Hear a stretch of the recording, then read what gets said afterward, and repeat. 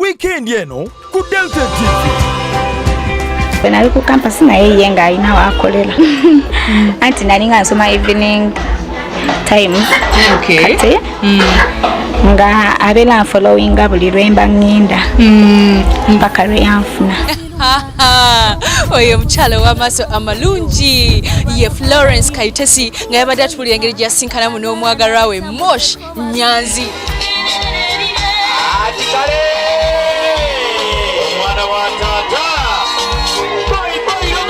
Wabulanga tulina n'omukyala yawanvuwa wamamba nganze bamuyita Betty Namutebi nga yabadde agenda n'omwami we Lumanda Robert era nabo batuwulidde engeri gye basinkanamu. Olunaku olwasooka nali nva ku mulimu nampeereza akameseji nga nkolisaayo akasimu yakajjawa neeno ndowooza bamuyitangako nga bakozesa limu nengira nengajjayo gombi okukakana nga mulabye. Otunaddayo ku mukolo gwabwe wali eri ekatende bambi nayagadde engeri y'omukwano gwabwe gye gwadde guflowingamu.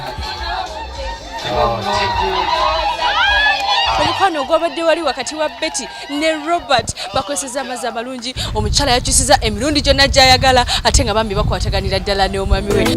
Saka baby, saka oya gefun loko. Butinavaine tuddayo wali eri egayaza ku Florence ne Mosh. Florence bwe yabadde afuluma banne omwana yakoze buli kirungi.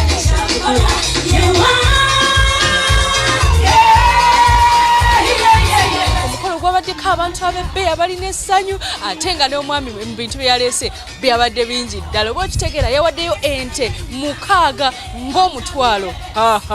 Oyo omwana ddala w'amaanyi Florence. Bena tuyisa mu programu y'Okwanjula N'Embaga ku Sunday no. Ku ssaawa zigenda kubeera 11 wano ku Delta TV tukole nange Sharita mazima wanvu. Baby sina jendaga wano. Togenda. Bambi. Beerawo.